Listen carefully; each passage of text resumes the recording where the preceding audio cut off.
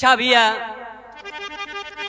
हम गायक साजन Lal Yadav son of Shri Suresh Yadav कवि जी आप लोगों के बीच में एक बिरहा भेजा तानी। वाह आशीर्वाद दी जा। कैसे मास्टर जी?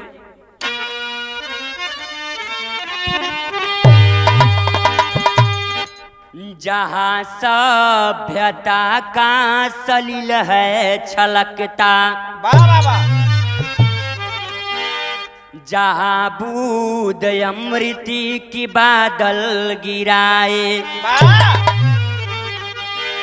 जहाँ के हवा में है संगीत गूंजे, स्वर्ग कुल की कलरव धर्म गीत गाए, वाह वाह वाह जगत गुरु प्रकृति जिसे मानती हो, जिसे देखने को तरस देव जाए, धर्म की धरोहर बिलसती जहाँ हो, वही मेरे भारत की धरती कहाए।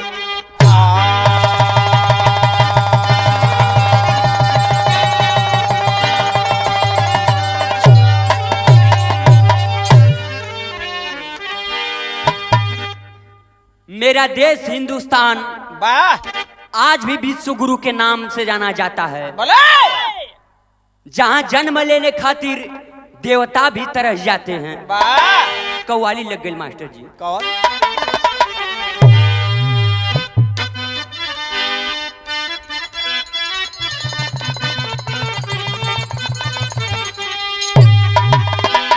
मिटा दो उन हसीनों को जो खुद पे नाज करती है, मिटा दो उन हसीनों को जो खुद पे नाज करती है, मिटा दो उन हसीनों को जो खुद पे नाज करती है। मिटा दो उन हसीनों को जो खुद पे नाज करती है, गिरा कर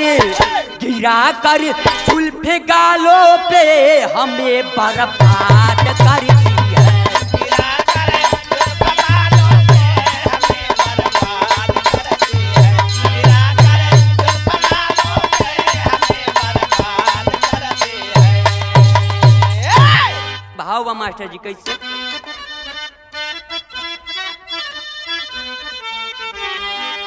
करे जो काव्य की रचना अलग अंदाज होता है, अरे जो काव्य की रचना अलग अंदाज होता है, अरे जो काव्य की रचना अलग अंदाज होता है।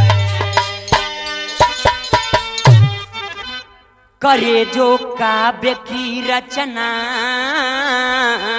अलग अंदाज होता है, रहे तुलसी कबीरा जो की पूजा याद होता है, रहे तुलसी कबीरा जो की पूजा याद होता है, रहे तुलसी कबीरा जो की पूजा याद होता है। जैसे हमारे कहानी का शुरुआत हो गई। वाह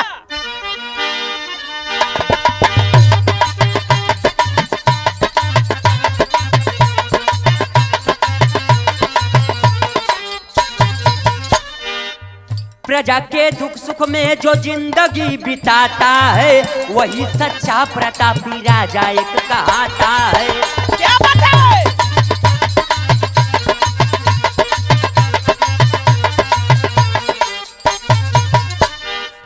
प्रजा के पालक भूप जब विक्रमादित्य रहे, जिगर का टुकड़ा जनता के वो आदित्य रहे, बाबा बाबा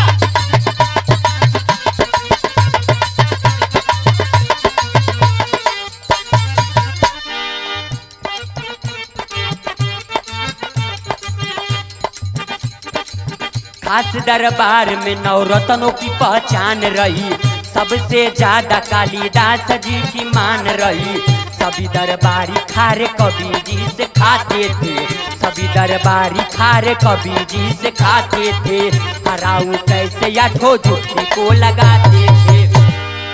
धारा नगरी उज्जैन के महाप्रतापी राजा बाबा राजा विक्रमादित्य के दरबार में 9 रत्न रहते थे, जिनमें से महाकवि कालिदास जी का मानजान सबसे अधिक होता था। बाकी के 8 रत्न राजा कालिदास जी से जलते थे बाबा कि हम हूँ कवि हई, वो कवि हुआ, हमने का मानजान उनसे कम काहे हो। यहाँ महल के सुंदरता का वर्णन कई गई है। कैसे? न से कपाट बंद, 8 अंक, 8 का कहरा, डमरू बंद, लग गई छंद। कैसे मास्टर?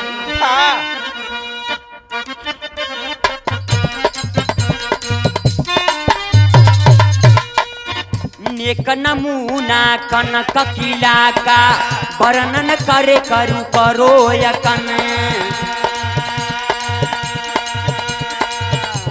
निखंड खून खूंखार खनना सुने तान खोखला मृद खन। नगर नहीं न गंगा गुड़ सानी, नगर नहीं न गंगा गुड़ खानी, नैनी सागर ना बाग गगन। ना गगर ना गिन गिन ज्योति, ना गगर ना गिन गिन ज्योति, ना गन घेर घटा ना गन यार ना गन घेर घटा ना गन घर ना गन घेर यार ना गन घेर यार ना गन घेर घटा गन ना गन घेर घटा ना गन घेर घटा। ये रहा महल के सुंदरता का वर्णन। तर्ज लग गई मास्टर जी।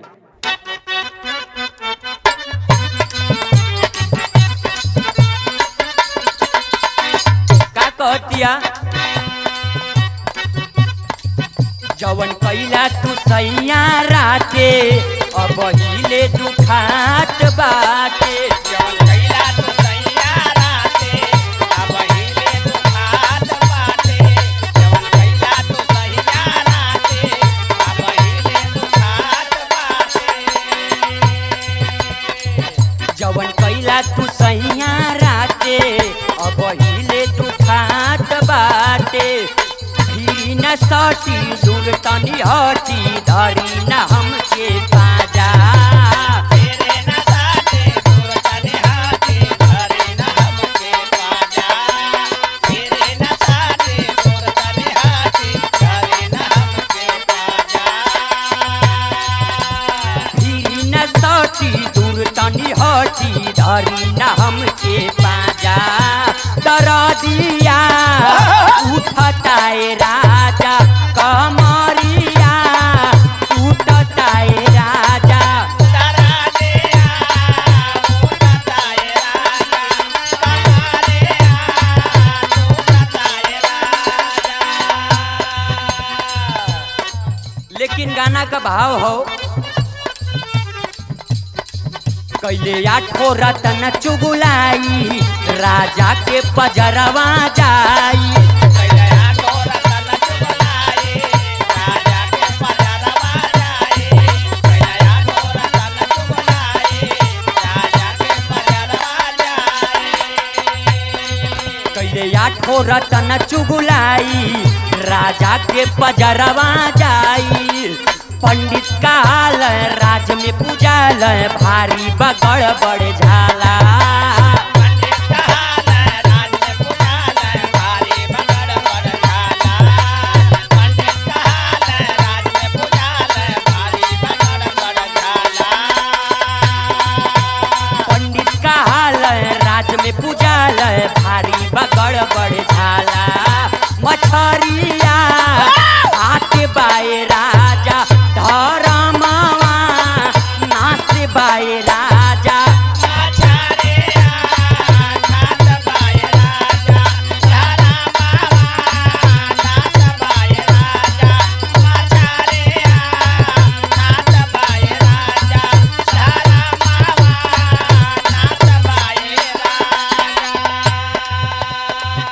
भारी परसनिया के भूपमानी बनिया के भारी परसनिया के भूपमानी बनिया के भारी परसनिया के भूपमानी बनिया के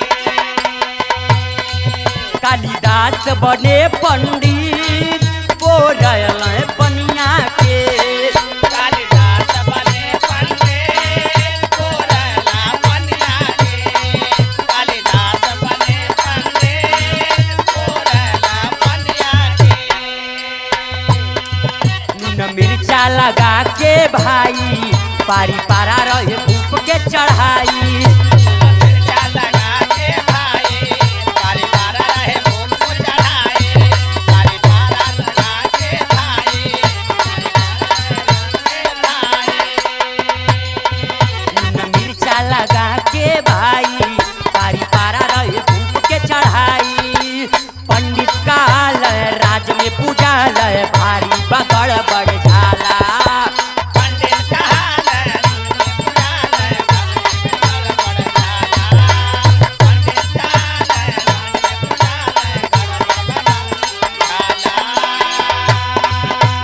पंडित काल राज में पूजालय भारी बगड़ बड़ झाला मछरिया खाके बाई राजा धरमावा नासी बाई राजा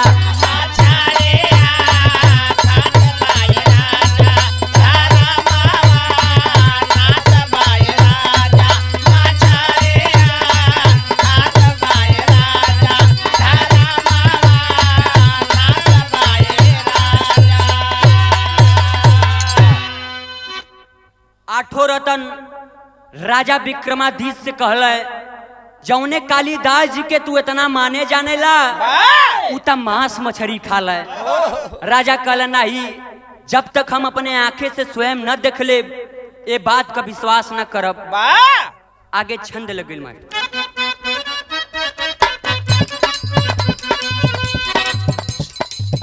कॉपी कंडल भूगोटा कौटब सारंगी बटोटा तिरगु हाल पाई पुई के मिलाई लिहल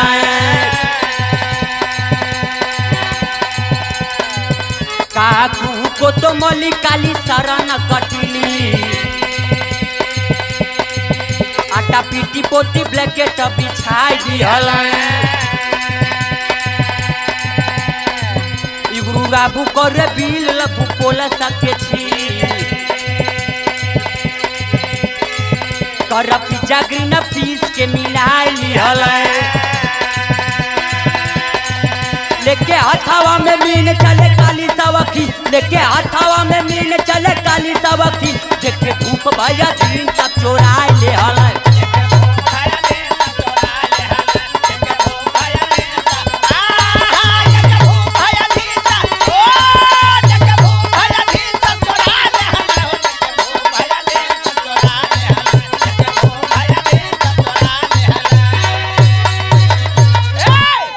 यहाँ तर्ज बदल गई मास्टर जी बाबा कौनो खेत वाली का कौनो ट्रैक्टर वाले से शिकायत हो कौन शिकायत है भैया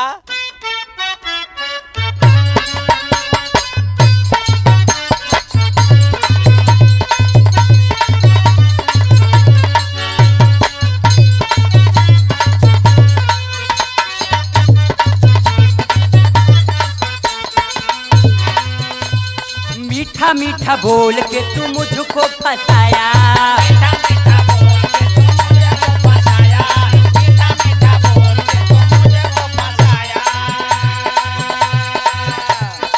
हार नहीं अंदर ले तनिको लगाया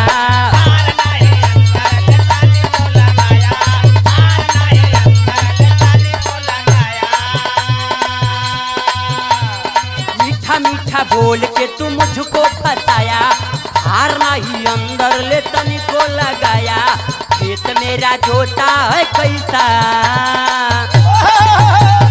खेत मेरा जोता है कैसा जोताई नहीं दूंगी ये वो पैसा खेत मेरा जोता है कैसा जोताई नहीं दूंगी ये वो पैसा खेत मेरा जोता है कैसा जोताई नहीं दूंगी ये वो पैसा का धीरे धीरे भूप सुबह कदम बढ़ाया। धीरे धीरे भूप सुबह कदम बढ़ाया। धीरे धीरे भूप सुबह कदम बढ़ाया।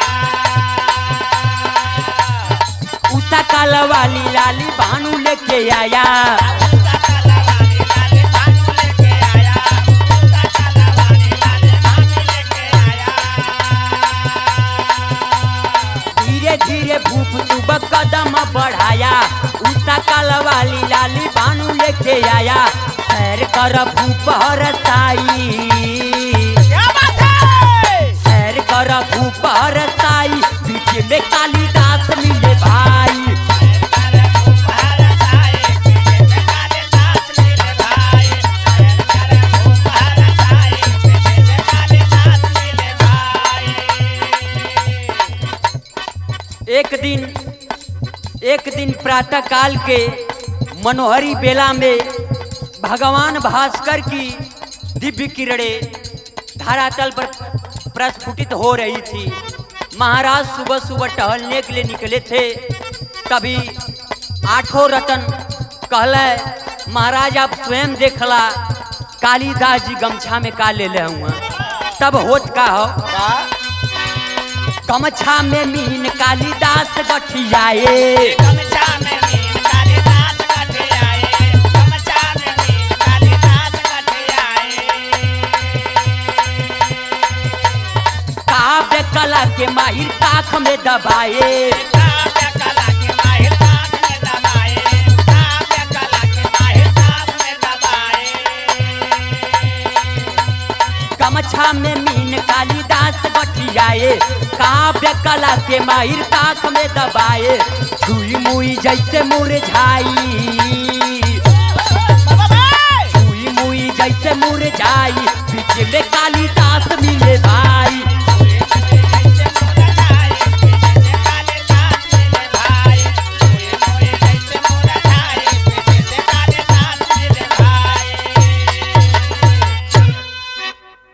छुई मुई के पौधा के जैसे छूता मुरझा जाला वैसे समनवा राजा के देख के कालिदास जी मुरझा गईला। तब होत का हो तेरी लग गई।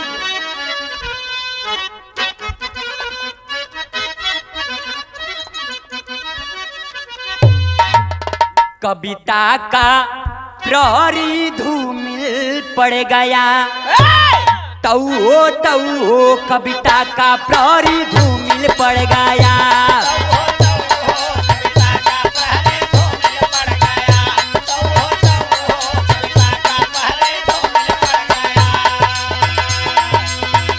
कालिख लगी चाँद में ना हो। कालिख लगी चाँद में ना हो। कालिख लगी चाँद में ना। कालिख लगी चाँद में मंगल मुहूर्त बिगड़ी। कविता का प्रहरी धूमिल पड़ गया।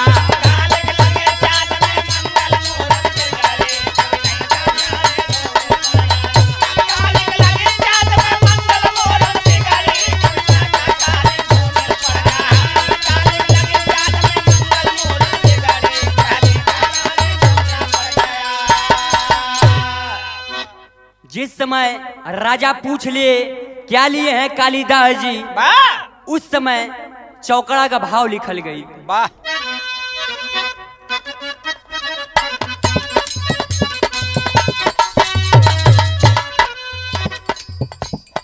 सचमुच काव्य कला के माहिर सर्वश्रेष्ठ रहे कालिदास।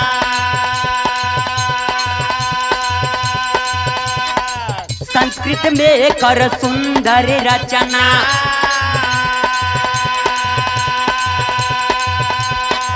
बहुत भाग्य में किए प्रकाश।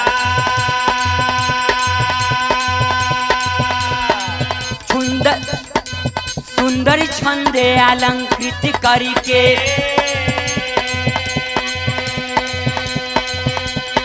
साहित्य का किए पर्दा पार। भूप सामने मछरी लेके, भूप सामने मछरी लेके, कालिदास जी खड़े उदास। अरे कालिदास जी खड़े उदास, कालिदास जी, अरे कालिदास जी, ओ कालिदास जी खड़े उदास, कालिदास जी खड़े उदास, कालिदास जी खड़े उदास। आज महाकवि कालिदास जी फंस गए, मां शारदा को याद करने लगे। उनकी हालत क्या है? क्या? आल्हा का भाव बा।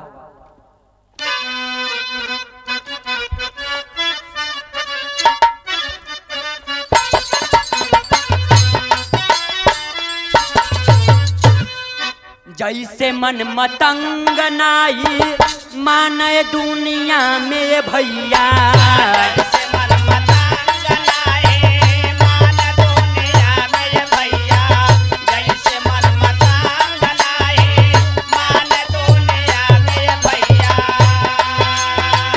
कैसे विधवा गर्भ भइले रहे पछताए, जैसे विधवा गर्भ भइले रहे पछताए, जैसे विधवा गर्भ भइले रहे पछताए। जैसे ही मन हाथी की तरह इधर उधर हमेशा घूमता रहता है, वाह, कभी फंस जाने पर पछताता है। जैसे कोनो विधवा औरत के गर्भ में बच्चा होए, उ सोचा ले अब हम अपन मुंह कहाँ दिखाई। ए टाइम वह हाल कालिदास जी का भैल बा। का होता? का?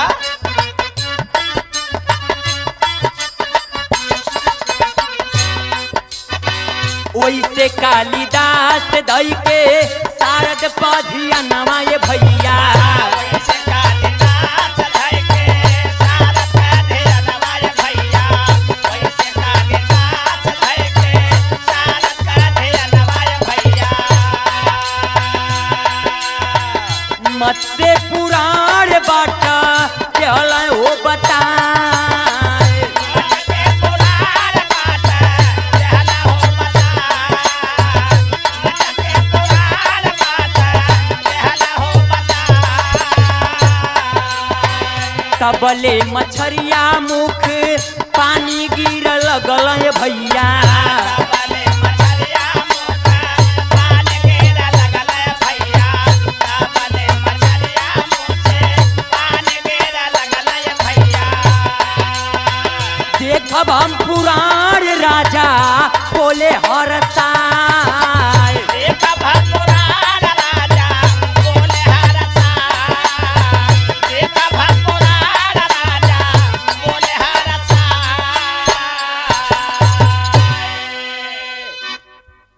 कालिदास जी मां शारदा पर ध्यान लगा कर कह दिए ये मत्स्य पुराण है। वाह, राजा बोले मत्स्य पुराण, तबले मछरिया के मुँहे से टुप टुप पानी गिरे लगल। वाह, राजा कहल ये पुराण से पानी काहे गिरत हो? वाह, कालिदास जी बोले सतयुग में जो देवासुर संग्राम हुआ था, उन्हीं का मांस हड्डी गलकर गिर रहा है। वाह, राजा बोले नहीं, हम देखब।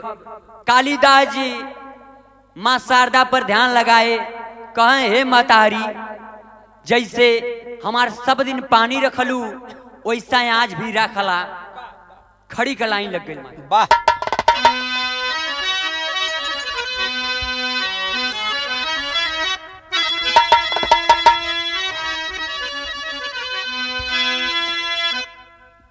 माई शारदा राखे कभी का पनिया ओए धरी, ता देखा राजा जी समनवा गायब भैली मछरी।